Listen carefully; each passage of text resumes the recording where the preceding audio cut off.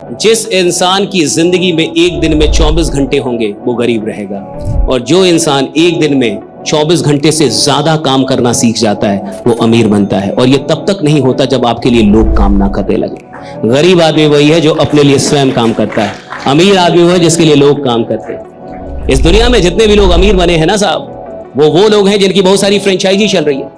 जिसके पास एक ट्रक होगा ना वो अमीर नहीं होता, जिसके पास 100 ट्रक है वो अमीर है। जिसकी एक चाय की दुकान होगी वो अमीर नहीं होगा, जिसकी 100 चाय की दुकान वो अमीर है साहब। जिसके पास एक मिठाई का दुकान है वो अमीर नहीं होगा, जिसके पास 10-20 मिठाई की दुकान वो अमीर है। राइट? क्यों? क्योंकि लोगों की संख्या बढ़ गई काम करने की।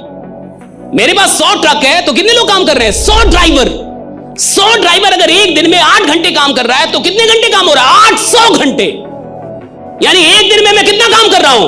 800 घंटे। मैं अमीर बनूंगा, निश्चित बनूंगा। कोई रोक ही नहीं सकता, कोई माई का लाल मेरे को नहीं रोक सकता। जब मैं अपना वक्त बढ़ा दूंगा पैसा तो अपने आप बढ़ जाएगा। राइट?